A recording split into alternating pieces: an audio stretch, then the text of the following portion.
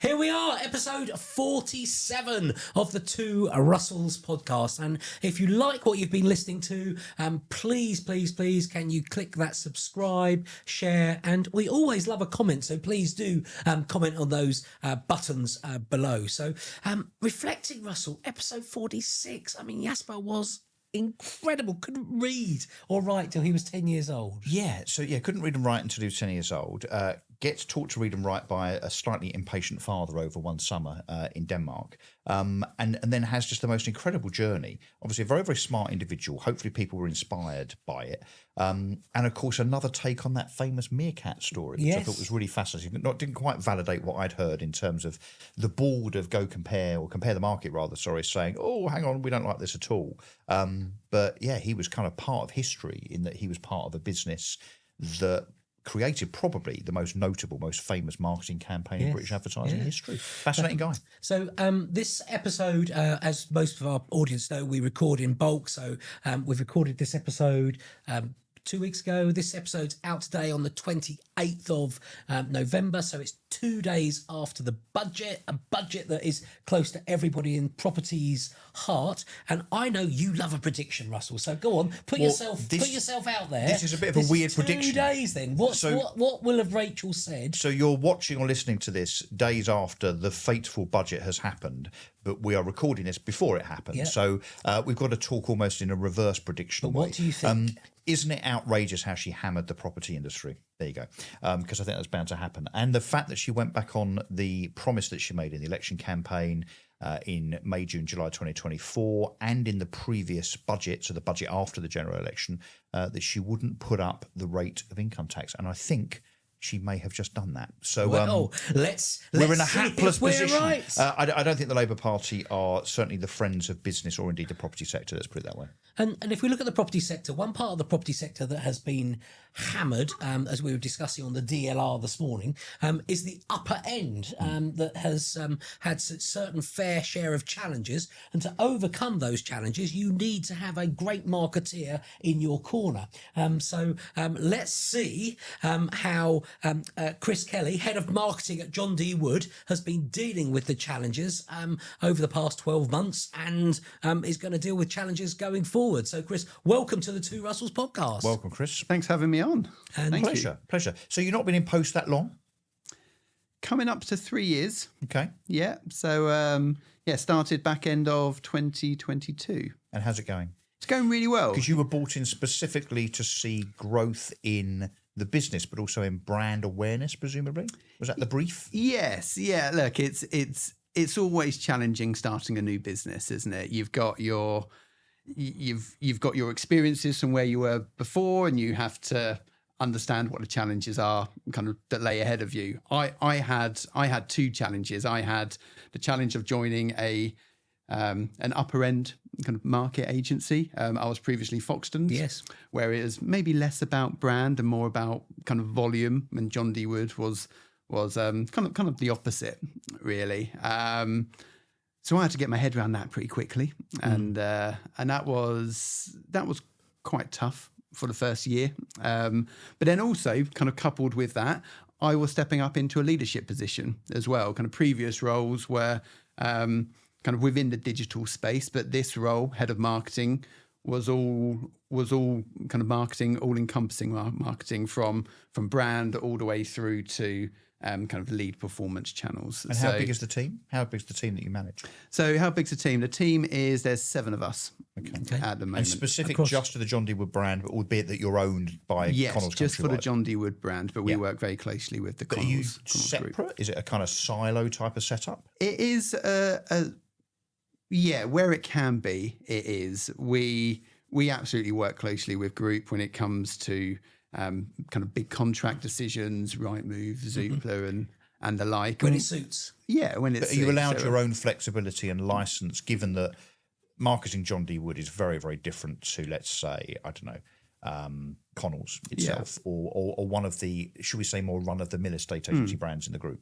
Yeah, absolutely. Yeah, we have our own kind of opportunities to grow, absolutely, and some of that maybe is different to Group, and that's okay. We need to be very mindful that we need to be not contradicting each other. Certainly when it comes to big decisions and narrative around Renters' Rights Bill and the budget and topics like that. But generally speaking, we have our own way of operating, and if we want to go down a direction with a particular piece of media or prop tech, we can do that as well. But what's your thing in terms of how you would talk about the positioning of John D. Wood as a business then? Would you say you're high end? And if so, what does that look like in terms of your typical listing? I mean, is it $1 million? Is it 5? Is it 20 million? Are you up there with, Harrods and Beecham Estates? There's some beautiful country estates. Yeah. Yeah. Definitely. I mean, and obviously you're not just a London brand. Yeah, of course. Yeah. So we operate in London, kind of the country, and internationally as well. The bulk of our properties are in Royal Borough of Kensington and Chelsea. We have unrivaled coverage in that area, and that obviously brings a different form of marketing. To answer your question, Russell, the average price of a property we sell this year is 1.5 million. Okay. So you're prime rather than super prime. I would put us in that bracket. Yeah. Yeah. Okay. Famously on this podcast, two marketeers who own marketing companies have come on and said estate agents just do not know how to market. They should give up on trying to do it themselves, and they should bring in marketing specialists. So when you arrived from Crew Clothing into Foxtons, what was your perception of how estate agents were doing marketing? Yeah, it's a good question. I come from a background of effectiveness, right? If we can't show the effectiveness of what marketers are doing, then you become a cost. And if you become a cost, when the market shrinks, then heads get cut. So do you mean from an accountability perspective? From an accountability point of view. So I view marketing as an opportunity for us to demonstrate effectiveness of how we are growing the business. And when I first joined Foxtons, and probably more so John D. Wood, the role of marketing was almost office support, front office support, right, as opposed to saying, we need to grow our market appraisals by 15%. How can marketing help us do that? We've got a challenge around renewals. How can marketing help us do that? We've got a challenge of viewings. How can marketing help us do that? And I have viewed things slightly differently in terms of, yes, we can have a piece of marketing that looks great, and we have some plants outside of our building. But how is that actually going to help us from a brand perspective or from a kind of a lead generation perspective? So when I first joined John D. Wood, I'm going to skip out Foxtons for the time being, but when I first joined John D. Wood, one of the first tasks that came across my desk, or one of the opportunities, was should we do John D. Wood shotgun cartridges? And that kind of took me back. Wow, so that was a suggestion internally. That was a suggestion internally. So it's a point of sale branded shotgun cartridge. Yeah, for the country house department. I get that, but that could be really misconstrued. If I was being very mischievous from a social media perspective. It could be. And I put that down to the fact that we didn't quite know what marketing was here to do. So I sat down with Polly, and Polly, and I said, look, marketing is here to do one of two things. One, increase brand awareness, and two, generate leads. And any piece of marketing that we have on our desk at the moment that isn't delivering against one of those two things, we're not going to do it. Mm-hmm. And anything that we're doing now, we need to make sure that it's supporting one of those. Do you think metrics. A lot of property businesses see marketing as a cost rather than an investment? 100%, because I think marketers are guilty of this. Marketers have been guilty of this for a long time. And again, kind of I've learned this from working with some really inspirational people from outside of property, but also within property as well. And I've been in meetings and trading calls and board meetings where there's been really serious conversations about pipelines and net and instructions and deals, and then marketing get up and go, look at these likes. Yeah. Look at these vanity metrics, which are important. Don't get me wrong, they are very important. But we work in a sales business. We have to demonstrate value of what we're doing as a marketeer, why should we be investing in direct mail? Why should we be investing in Shotgun PPC? cartridges. So shotgun So are you cartridges. saying, Chris, that in the last 3 years, you and Polly have introduced a regime of measurability where marketing is concerned? Yeah, look, we're on a which then means, I'm afraid, by extension, that this wonderful brand with 150 years behind you, now owned by one of the, well, probably the biggest estate agency group in the country, that brand didn't previously measure the effectiveness of its marketing. Look, I think we're on a journey with effectiveness. We're not there yet, but we have good understanding and we've got some good muscle memory of if we pull this lever, direct mail, PPC, we can see leads coming in, and that's good enough for us at the moment.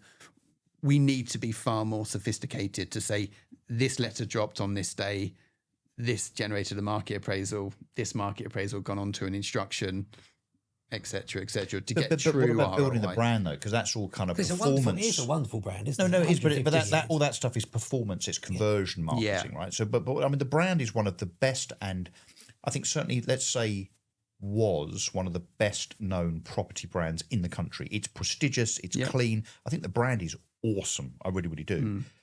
If I might say, it doesn't feel to me like it's out there as a brand awareness thing, where it should be in terms of having its true status kind of in the property sector and from the consumer's point of view. So that might be a bit of an unkind thing to say, but I'm pretty dialed into the property sector. I don't see it really where I think I should see it all the time. Yeah, I don't think you're too far off actually. And look, I kind of, when you're in a leadership role, you have to reflect on your own personal decisions sometimes. And I feel that maybe in those 3 years we have moved that lever to performance marketing and turned it up to 11, and we've seen some great results off the back of it. We've grown market appraisals by over 100% in 3 years, instructions are the highest they've ever been, and that's all fantastic. But I think the brand has been neglected slightly. And look, I hold my hands up and say I'm more of a commercial marketer than a brand marketer, but that's why I have a great team. Well, if you look at that commercial marketer, as you say, you mentioned it a couple of times, that doesn't start in your property career, does it? So let's go back a little bit. Okay. So where did it all begin for you, Chris? So talk us through your journey. Would you want school? Finish at school. No, start on your day of birth. What happened? Well, no, just where you grew up and the environment you grew up in, and then Fine, moving okay. into So work. I grew up in Sussex, in a town called Uckfield, small town, had a cinema and one nightclub called the Broadway. Good times were had there. I went to Leeds University, which was really quite alien kind of to me, kind of getting out of leafy Sussex, kind of meeting people from different backgrounds, and that was super fun. I actually studied marketing at university. I think I might be the first and only person to study something at marketing and actually do it, which maybe puts into question the value of university maybe. And I learned so much at university.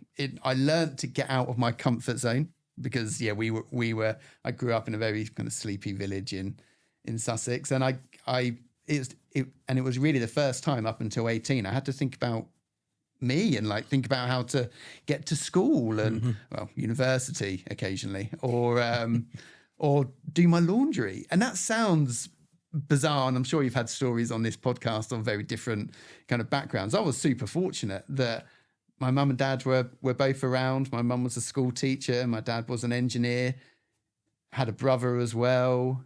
I was part of kind of sports teams. I had friends. It was just a really nice upbringing. Not too flashy, my mum worked at McDonald's for a long time. She was an Avon lady, then became a primary school teacher. It was a bit easy. It was a bit easy. A bit insulated? Very much so. And so when I went up to university, I remember the first experience I had when I spoke to a broad Scouse chap called, I think he's called Dave, and I literally could not understand a word he said.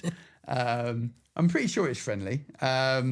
If he could have been saying anything. He could have been saying anything, that's the point. But I soon realised, and it took me a long time to get out of my shell, I took that as, you know what, this is the best thing I've done, because I needed to get out of Uckfield. I needed to get off that comfy chair. I needed to try something new. And I see it quite a lot with people back home now who've born and raised in the same town. And there's nothing wrong with that. Absolutely nothing wrong with that. But that wasn't for me. And went to Leeds, and that's a great city, and it's great to go back up there now. Actually, we've got a couple of media agencies up there, and going back up there is great. And I met my wife in Leeds as well, and that was brilliant. After university, kind of came down to London, started working for a media agency, and marketing takes you in all different shapes and roads and journeys, etc. But for me, if anyone wants to ask me where to start in marketing, work for a media agency. And then what do you, by a media agency, you mean a buying agency? So they're buying TV slots, advertising slots, exactly, newspapers, magazines, radio, that. TV. Exactly that. And it was my job I was an account executive. My job was to do the reports. Right. Plug the numbers, understand the numbers, report back on the numbers. Why is this number going up? Why is that number going down? What can we do if we move some budget here and put it in that budget? Influence clients. I'm obviously now the other side of that table, but it really helped me understand the value of the foundations of marketing. How do we get more? It's not about getting traffic to the website. Yeah. If one person tells me again, let's get more traffic to the website, that's not a marketing metric. But this goes back to what we were just saying about metrics. So your grounding, university, then your first job was very much about the data. Yeah. Very much about the maths behind marketing, which I think old school marketers maybe underestimate in terms of how important the numbers are, the provability, the authenticity, and the tracking, for sure. So that's kind of what you grew up on, I suppose, which obviously now you're translating into your role now, kind of 3 years into John D. Wood. Yeah. Okay. Yeah. All right. But look, super important, that measurability. Trouble is, not all marketing is measurable, particularly. No, it's not. It's not. And look, I again, kind of, we talk about journeys, and I've had to learn. Actually, every single senior marketer that I've ever worked for, whether it be Pizza Express or whether it be Crew Clothing, actually Foxtons as well, the most senior member of that marketing department has always been the most commercial one. So that's why I lent on that. I kind of saw where the route was, and I thought I would want to be a head of marketing director at one point, and said, well, what are they doing that I can take and learn from? And every single one of them was the most commercial. Which I think is super interesting. And do you think the variety in what you've done as well? So you've done kind of agency, pizza, clothing, property. It's squiggly, isn't it? Let's come back to the Pizza Express, because you think, well, what marketing at Pizza Express? Great brand, all established. Everybody knows what it is. But lovely dressing. Was that all engineered though to give you a variety of different products? Because I mean, marketing a pizza, kind of an Americano, whatever it is, versus American Hot. whatever. American Hot, that's it. Versus a £1.5 million flat in wherever Maida Vale. Very, very, very different disciplines, right? It is, but marketing to its kind of definition is understanding a customer need. That's what it is. And I think to go back to my agency days, when I was media agency side, you got to work on 3 or 4 different brands at a time. So I worked on Marks and Spencer's, Disney, Santander, and Travelodge, all at the same time. Right. That was great. And that's retail, travel. You learn from each one as well. Yeah, and you learn from each one. And I soon realised that all of them were pretty much talking the same language. Whether it's booking a hotel room or buying a current account, it's all the same language. It's all about understanding the client need or the customer need and having a marketing campaign that's going to resonate with that audience and then showing effectiveness. So to answer your question, Russell, a Fiorentina pizza is quite different to a £5 million penthouse in Chelsea. But at the end of the day, it's still a customer, and you still have to find ways to be able to communicate to that customer. And so I don't think the principle's the same. I think I think there's clear advantages of having someone in a role who's always been in that vertical, because you kind of got experience. But equally, I think the industry, particularly the property industry, would probably value more from him recruiting people from outside of the industry and having that fresh perspective of, you know, maybe property's not too much different to booking, that would be booking a table at Pizza Express. The Foxtons time, and still is, you know, Foxtons will employ en masse non-estate agency and train them in the Foxtons way, and take selective experienced estate agents for some senior roles. You know, that's how the recruitment runs. That we're going to train you the Foxtons way and take you through it. And John D. Wood, slightly different to that. A mix of graduate program and we have it's a slight mix. Obviously we're not the same volume as Foxtons. I mean, from a marketing perspective, we have recruited from outside of the industry. It's kind of a mixture. When it comes to kind of the frontline staff, it's kind of it's tricky for me to answer because that. Marketing is it's attraction of clients, but it's also attraction of, that's a brand I want to go and work for. So how do you appeal to a seller of a £2 million home? How do you do that? Yeah, sure. What does John D. Wood do to be better than, let's say, I don't know, who's your biggest competition? Chesterton's? Well, your biggest competition is probably one that you own as well, isn't it? Hamptons would be. Yeah, they're competitors. Savills, Knight Frank. Yeah. Well, look, I think a lot of it comes through from kind of the initial. I mean, you can kind of get really deep on it and say, well, how do we address people in our communications? What kind of paper do we have? What kind of telephone manner we have on the phone? And that's what we try and do quite a lot of. It's making sure that it's authentic when we talk to our clients. But is it about being seen more than those other brands, or is it about differentiation?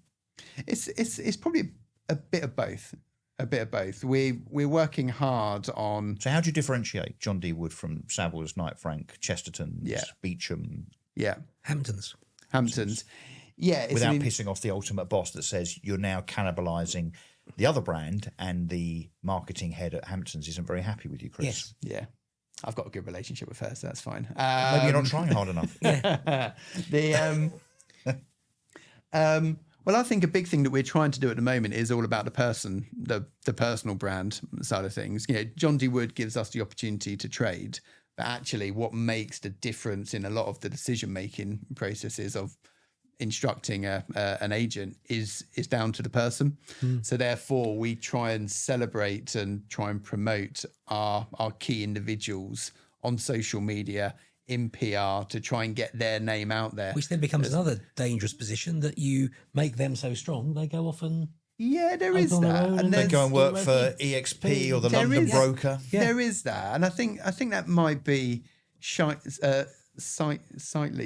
short-sighted, but maybe look, there's always a danger of that. But I do think, and Polly talks about this, it's you treat your people well, and they will give you kind of 10 times back, and we see that a lot of the agents who want to do social media really embrace it and want to do more, and want to do reels, and want to do their own market reports. So are they empowered to do that on their own then? They are. So rather empowered. than you saying, here's a reel that you're all going to do today, you're empowering them to do their own thing based on their own personality, their own listings and so on. There is some guidance from us.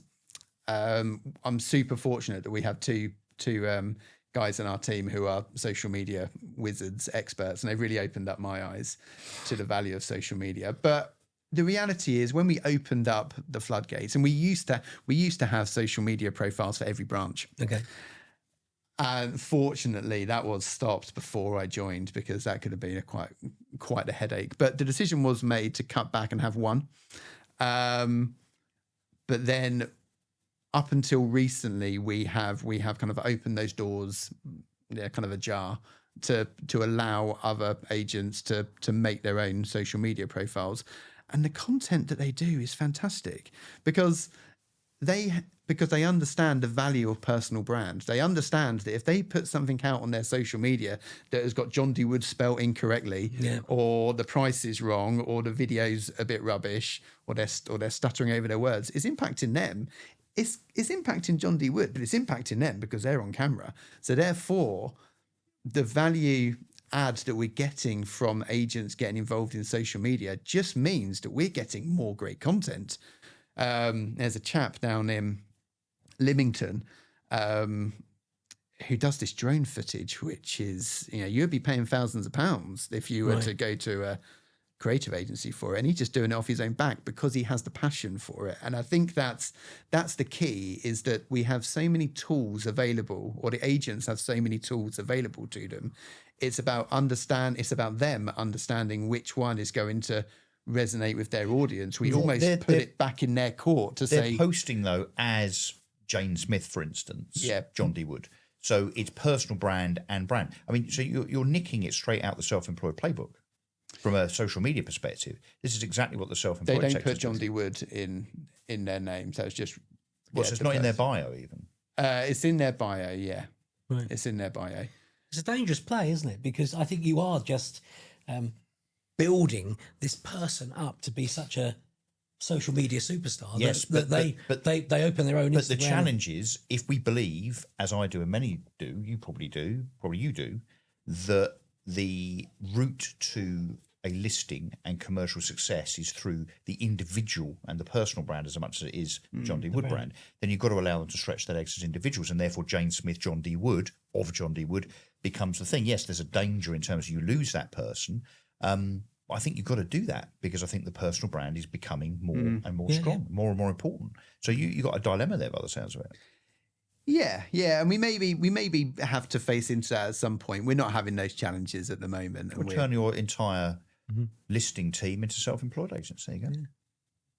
Then they're not going to go anywhere, are they? You have to pay them a lot more, though. Maybe, which means less marketing budget. Do you believe in the self-employed model? Do I believe in the self-employed model?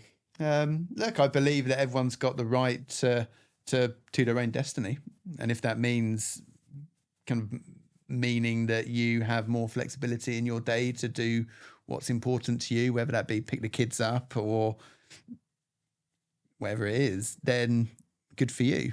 And earn more money. And earn more potentially, yeah. I think it's what I like about it is, and it's the same thing that I liked about Purple Bricks, is that let's do something a bit different. Let's have a disruptor come in and shake things up. It might be wrong, it might be right. Who knows? But it might help improve the sector. At least it gets everyone kind of attention and sitting up a bit and going, oh, actually, what's going on over here? That's interesting. And that's what excites me, because I think that there's been a view of, well, like a state agency might not have changed a huge amount during that time. I would say, I mean, it still takes 6 months to move house, doesn't it? Yeah. But we are, though. We put man on the moon since then. Pushing the point, which I'm going to, is that we are one of the only countries that still has a predominantly employed estate agency workforce. If you look at continental Europe, Australia, South Africa, the US, Canada, the vast majority of agents are self-employed, but under a brand. Do you ever see then a point where even an entity like John D. Wood and the wider Connells Countrywide Group say, okay, we'll embrace that. So we'll now allow a 2-tier model where you can either be employed or you can be self-employed on a 50-50 split. They bought Hatch, didn't they? And then shut it about 6 months later. Yeah, but so they thought, well, there's a...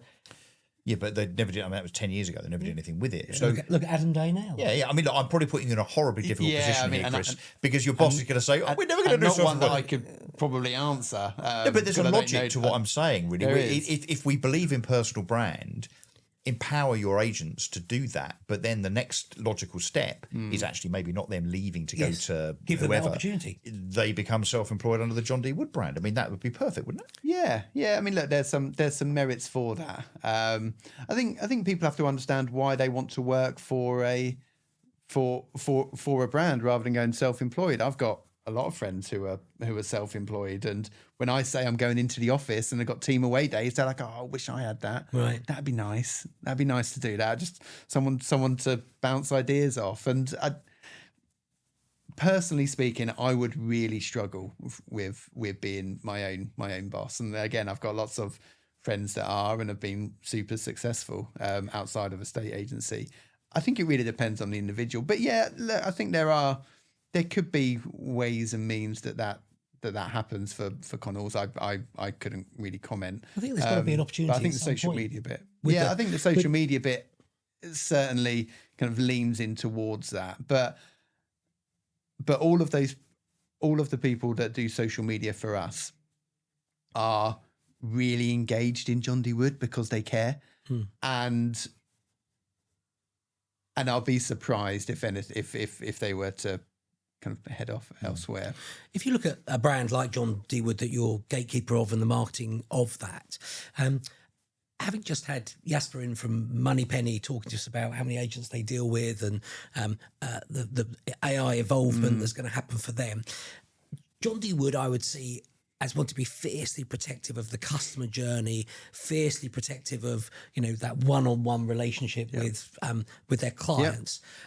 Yet the modern world is wanting you to be able to interact immediately, call overflow, contact center. How do you make sure that all carries through the core values of John D. Wood? It's a good question, and it's one that we are. I feel we've probably been a bit slower than what I would like. Kind of embracing that. We've started using AI more and more in our marketing operations. In what way? Well, in terms of our kind of execution of marketing campaigns, so written content, kind of copy for campaigns, but also visual as well. We did a campaign in the Wimbledon Village High Street around the Wimbledon tennis tournament. Has all of the shops decorate their branches and their shops, and then the winner gets picked. And we did a campaign around selecting the tennis player with the property. So Andy Murray had a Scottish castle, and Roger Federer had a Swiss chateau or something. There we go. But that was all made through AI, and it made our lives quite a bit easier, and the execution was fantastic. We've just had a Halloween campaign, which you might have seen, where we had spooky listings all made through kind of AI as well, and that was really, really good, and that generated lots of kind of engagement and kind of positivity. We had user generated content from schools as well, which was fantastic. But yes, coming back to your question, Russell, the how we're using AI in our operations. Look, we work very closely with a number of tech providers to help us understand what properties are likely to come onto the market, which isn't kind of that new, right? Kind of we have a propensity model that like Spectre, that kind of thing. Exactly that, and that works extremely well for us, and has been part of. I was at a presentation just a few days ago by Heather Staff Yeah. on her CRM and Spectre. Yeah. I have to say, now I've been out of agency for a few years, I was pretty blown away by it. I mean, the landlord prospect, in fact, we need to have Heather on. The prospecting, the landlord prospecting tool, and the technology, again, AI driven, throughout that whole stack from CRM to prospecting is really impressive.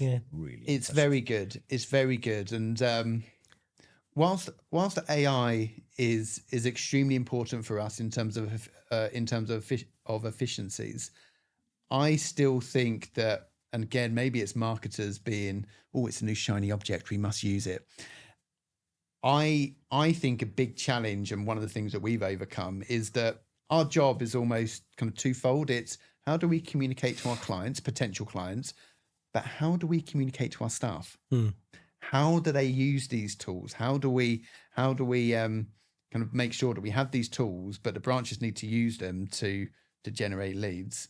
And so we are we've rolled out a product with Home Search, kind of recontact, which is proving really, really quite valuable for us. And that's kind of using AI, kind of real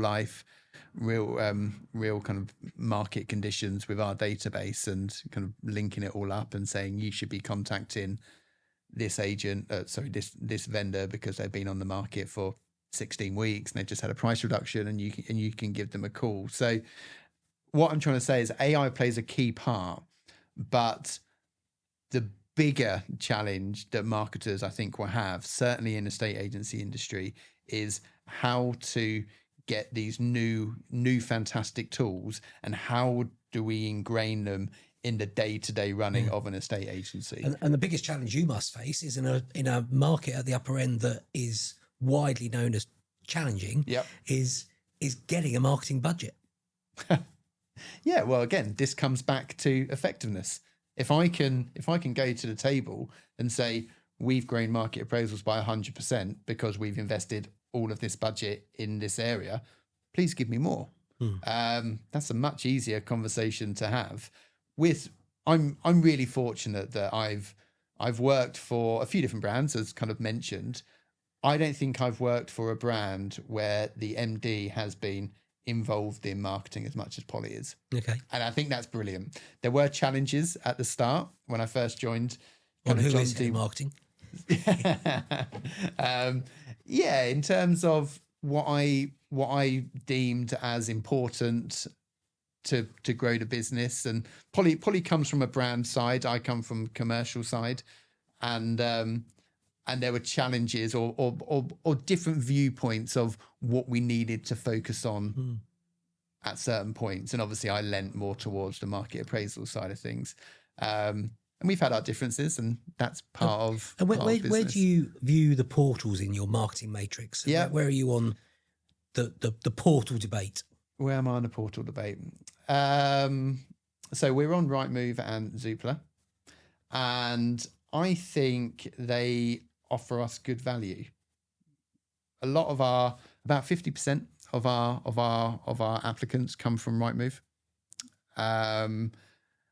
However, I do think that they and look, our account management team is really good as well. They give us good insight into market share, which then gets kind of fed down to all layers of the business to understand patch performance and our performance and market share and where we should be investing our budget. And I use that because if I know that Battersea is growing by 20% more instructions year on year, and we've had 40% instructions growth year on year, then that enables me to answer the age-old question of every marketer has, which is, if you had an extra pound in your marketing budget, where would you spend it? Well, I spend it in Battersea because the market's growing and we're getting a bigger market share. So they really help us with that.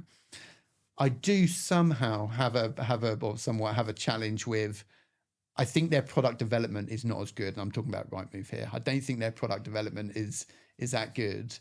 There are some tools, and they're developing some AI kind of. Well, they've announced those things. Yeah. Didn't go so well, did it? On the old share that price? was 2 weeks before people are watching this, there was an announcement by Rightmove. There were 3 or 4 different launches, I think, in terms of product around AI, whereby you can search using AI within the Rightmove portal, but also I think from a valuation lead generation perspective.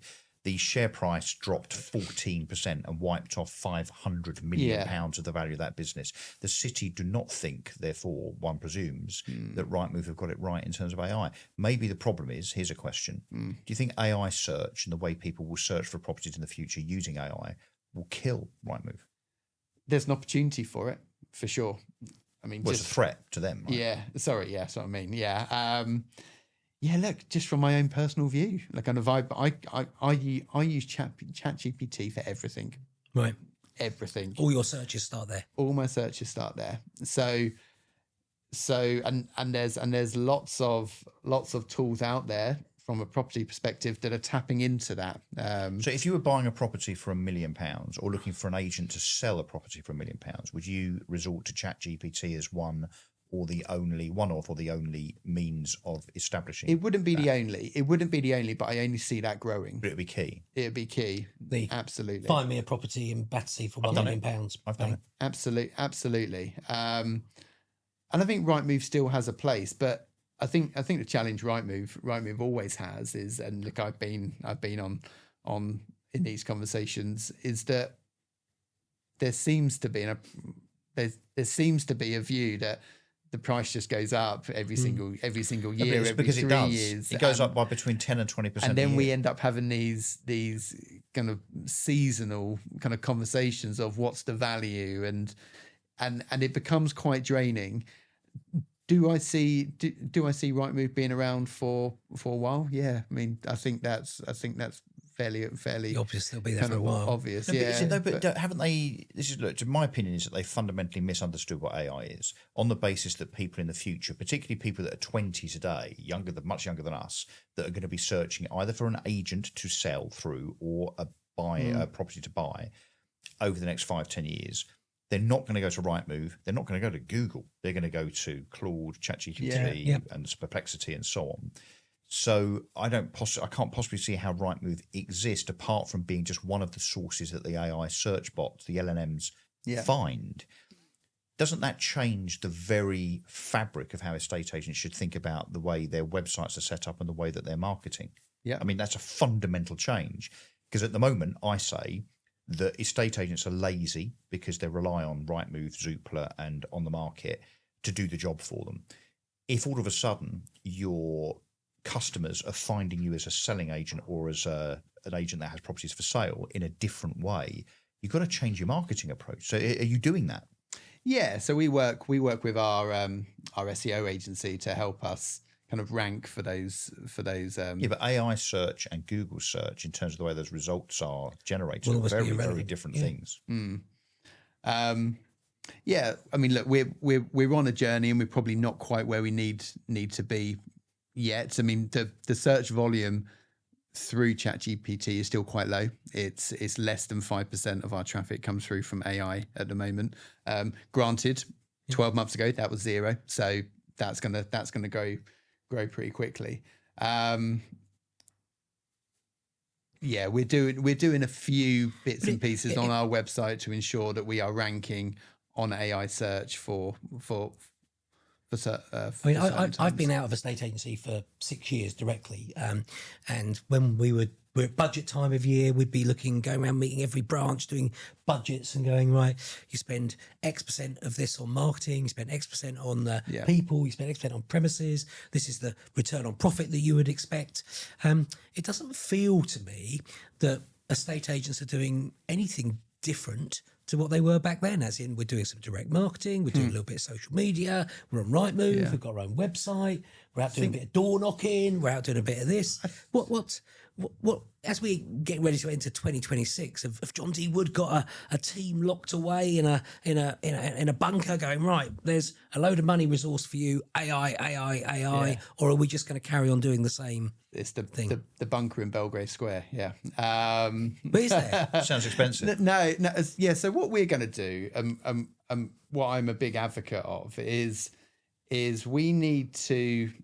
I think the channels are the channels, right? In terms of, we know the channels to be able to effectively push out our message, and they're not really going to change that much. Direct mail is not going to change a huge amount. PPC is not going to change a huge amount. AI to a certain extent will. But I think it's about trying to get cut through with your message, and how we're going to try and get cut through with our message is trying to bring some humor into our marketing campaigns. Okay, it's one of our values, and we're going to try and be a little bit different with our messaging. So we've got big campaign going to be launching in Q1 on the 2nd of January, not on the 26th of Boxing Day. yeah, because that's not a Which is thing, by the way. bullshit, by the way, isn't it? Oh, thank the you. Boxing Day bounce is a crock of shit. Yeah, it is. And I'll tell you why. Is because, yes, there's people that have got an iPad and a board with the Christmas dinner and the in-laws being around. Guess how many estate agents are open to take the inquiry on the 26th of December? None. Well, none. It's a complete pointless. It's honestly, it's the most smoke and mirrors load of old marketing bullshit in the property industry I've ever seen. But that's a very interesting point. That in your wider group board meeting, just as a debate, William H. Brown will have been a huge driver of the Boxing Day campaign for years and years and years. Well, yes, yeah, and this is where I try and position John D. Wood within group, is that we will work closely with group, but if there's a new way of thinking or a new piece of tech, we're going to trial it, and we're going to trial it quicker and get learnings and stress test it before anyone else will. And Recontact's a good example of that. And yes, kind of the Boxing Day kind of sale is is one that I get quite passionate about. And I said in a meeting last week, I thought Santa Claus was the biggest lie at Christmas.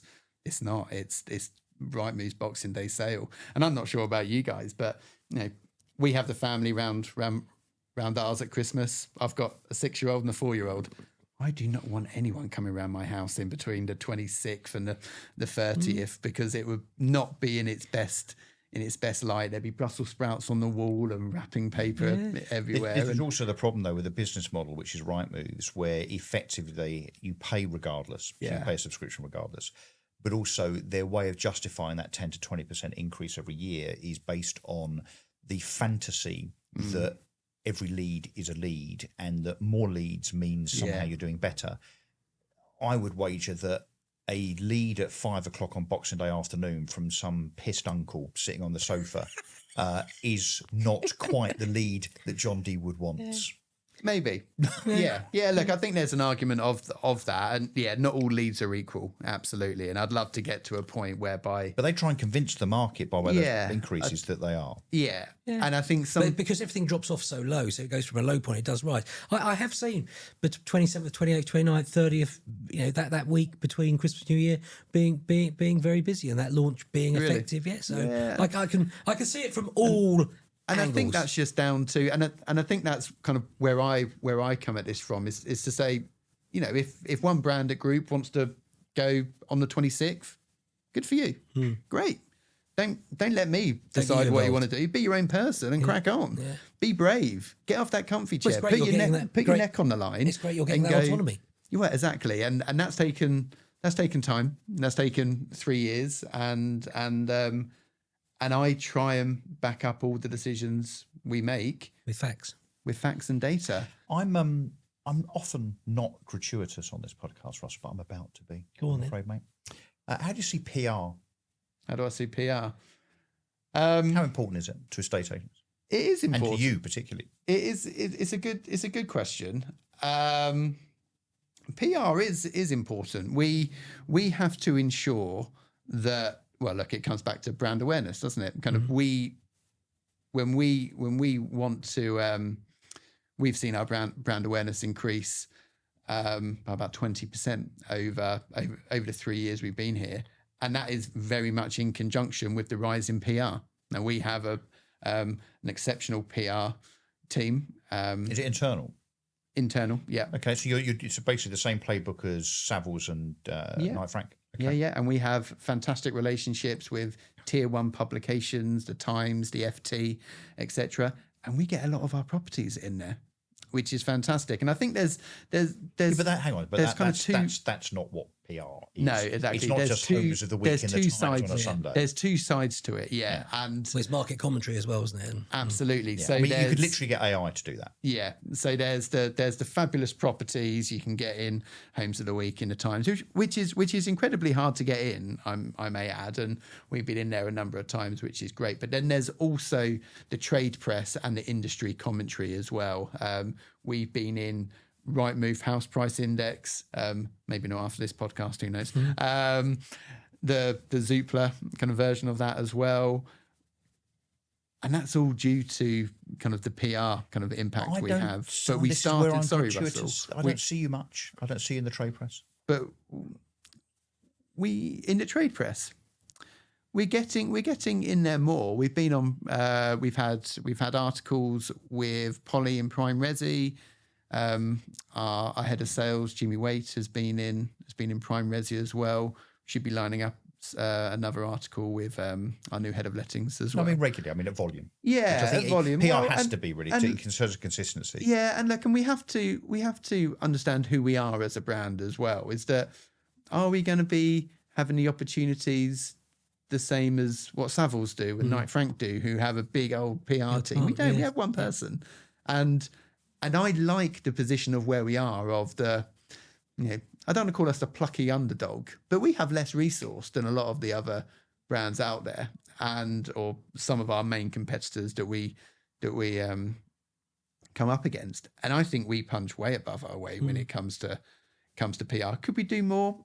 Of course we do. But in terms of the numbers that I see from are we getting in the right publications, not just from a national point of view, but also from a local perspective as well. There's been a huge focus on local kind of PR, which has landed really well. So we're in the Lymington Herald. I've got that The wrong. Hammer High, And that the Hammer High. There's a and that publication. really lands really well for us. And we had a column called Kev's Corner, or Kevin's Corner, I should say, whereby there was lots of questions. It's like a Q&A, but that was in a local newspaper for 15 weeks. And again, that landed really well. So I'm in awe of our PR at the moment. It's been really good, and we're looking to try and do some more trade and consumer. So 2026 around the corner. How are John D. Wood reading it? What's the market going to do in your heartland of central London in 2026? Look, I think next year might be a tough one, but kind of from a marketing standpoint, we're going to continue to drive front end metrics. Our market appraisals, albeit in a soft market this year, has been really good. We're up on market appraisals 10% year on year. We've sold more houses this year than we did last year. Our lettings market share is increasing. I only see that continuing to grow because it has to, because we have to continue to show growth. I think prime central London could be a challenge. Do you think it's a split market? As in top end market, is challenging, but stuff under $1 million less challenging. Yeah, but the thing is, kind of I view not much things under $1 million. I view things that PCO, is that? I view things kind of holistically and go, well, John D. Wood has 4% market share. It's 4%. There's opportunity there, whether it's a buoyant market or the market's kind of on the floor. You've got 4% market share. That means that 96% opportunity. That means there's 96% opportunity. And that's the way that I view things. And I'm super fortunate that the people I've just mentioned all see things that way as well. So I think the market will be tough next year. I think renters' rights and kind of the 26th might impact that. But I still think there's room to grow. And, I talk to a lot of the guys on the ground, and for every one that says, "Oh, this year's tough," I talk to the next chap who was around in 2008, and they're like, "This is not tough. This is not tough. This is not tough." So I think it's about the opportunity and what you want and how much you want it, and that's what we're trying to instill in our teams to say, look, the market might be challenging in some ways, but are we making the calls? Are we following up? Are we doing the basics of marketing? And again, I'm going to steal a phrase that Jimmy, our head of sales, says. It's an agent's market. If you're a good agent, this market's fine. If you're not a good agent, probably will swallow you up. But that's why kind of recruitment and training is really important. Well, I guess the goal has to be in any market. So whether it's good or bad, whatever the perception is, whatever the reality is, it's about grabbing more than your fair share, isn't it? Yeah. So if the market's down 10%, well, let's only be down 3%. I mean, that's the key, surely. The public, I think, decamp in a difficult market. They decamp to those names, those people who are out there. The worst that you can almost do in a downturn is cut your marketing budget. You almost invest more. Don't. But invest more. There we go. many do. Many do. So a humorous campaign for 2026. I'll be interested to see how John D. Wood blends a humorous campaign with. We got Jimmy Carr as your influencer. Is it not that. Just Jason Manford is going to be the face of John D. Wood. No celebrities were involved. No. Okay. Just some. Do you mean by Savills tried to do a similar thing? Do you remember the Savills TV advert with the house on the beach? Yeah. I mean, I don't know if that worked. I mean, I didn't see that as being. Someone on from Savills. Everyone had Savills. Yeah, but it didn't seem to fit the Savills status. Really, Yeah. It was a bit cheapened. I think. That's where I am with John D. Wood and comedy. Okay.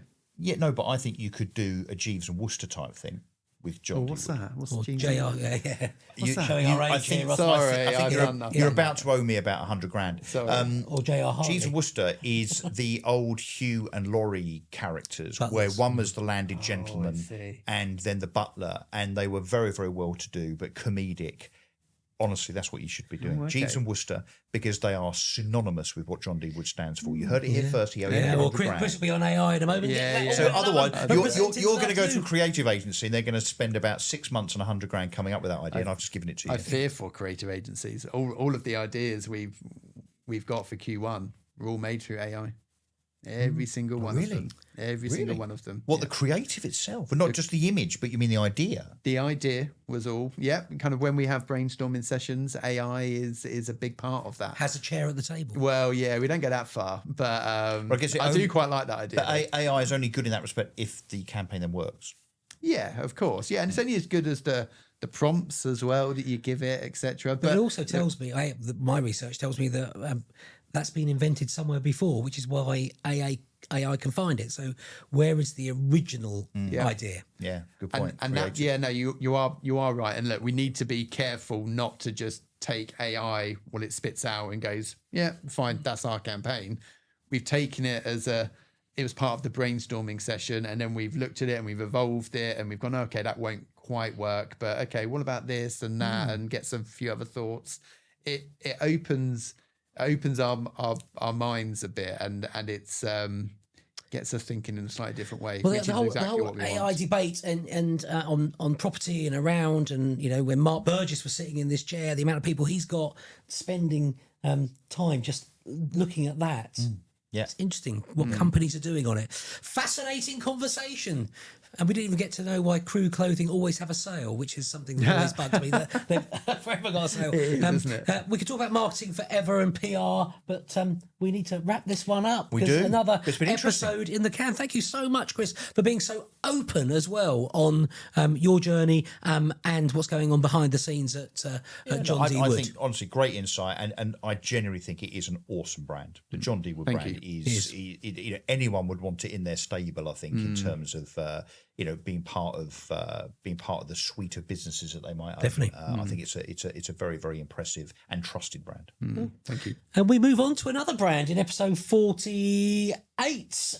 Which also has a London, but a bit of an international flavour. London international theme, so that will be very interesting to see what their take on AI is. But that's another podcast. If you've enjoyed it, please like, comment, and subscribe. But all it leaves me to say is it's good night from me.